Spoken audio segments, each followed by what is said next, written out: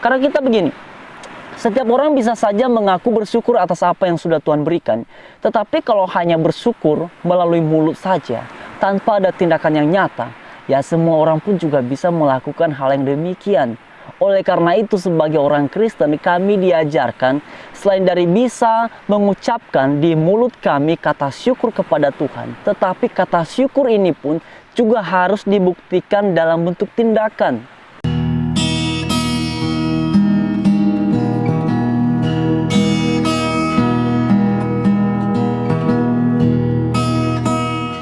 Shalom teman-teman, damai sejahtera Tuhan beserta dengan kalian semua. Dan pada kesempatan ini saya juga mengucapkan selamat Natal dan selamat menyambut tahun baru.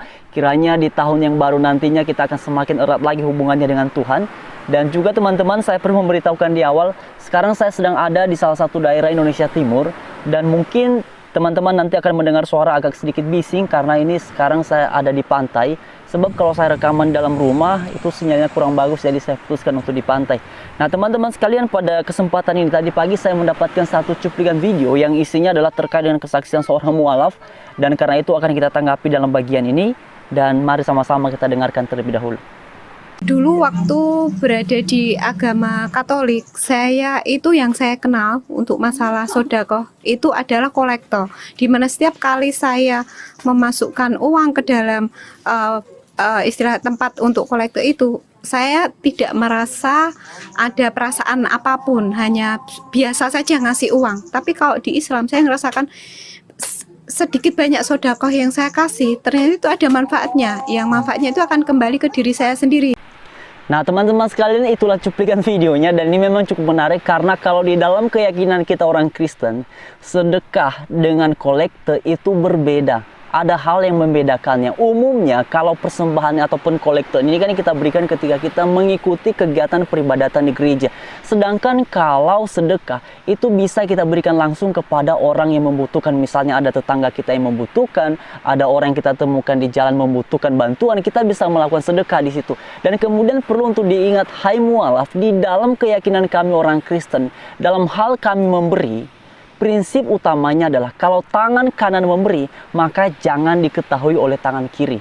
Jadi kalau kami memberi, itu bukan berarti harus dipublis. Memang kadang-kala kemudian perbuatan baik ini dalam hal memberi harus dipublis untuk membuat orang lain terinspirasi. Tetapi motivasinya haruslah untuk mempermuliakan Tuhan, bukan untuk meninggikan diri sendiri.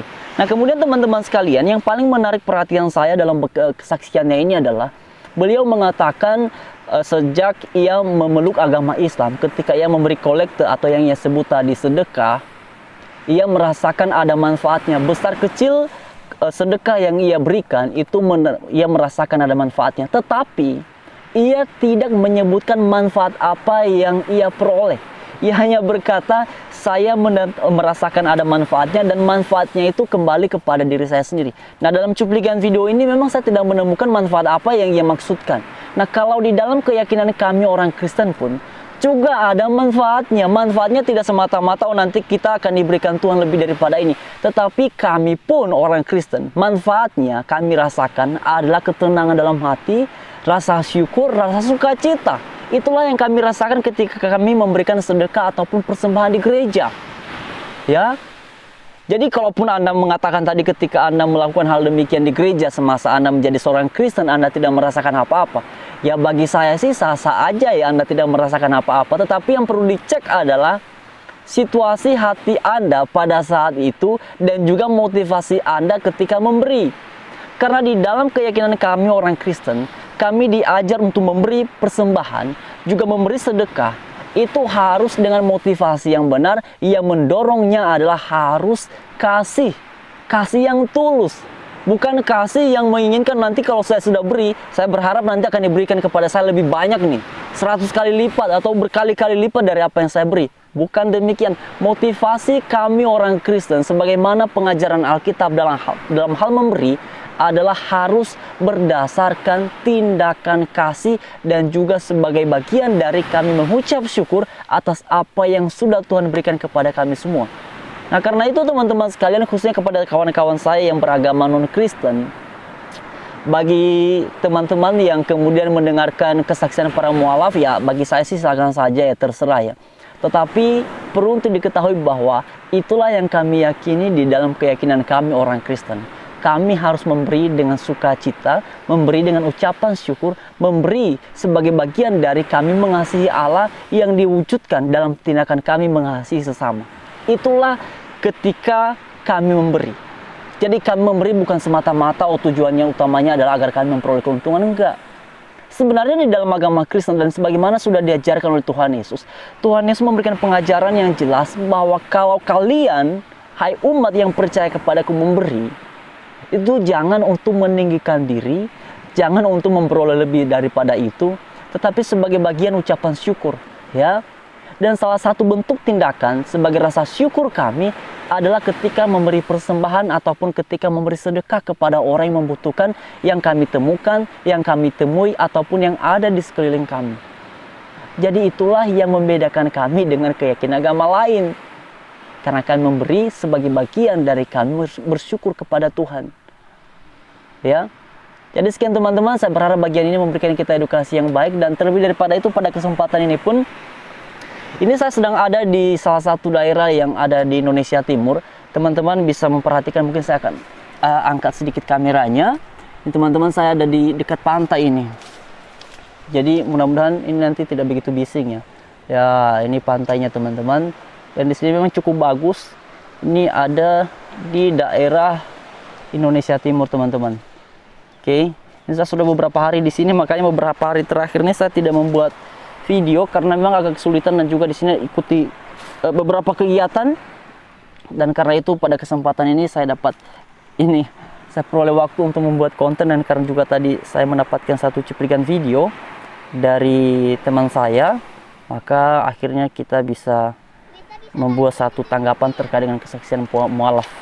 Nah teman-teman sekalian, sekian, dan juga saya berterima kasih kepada kalian semua untuk kalian yang sudah mensupport channel ini sehingga sekarang subscribernya sudah mencapai 51.000 lebih.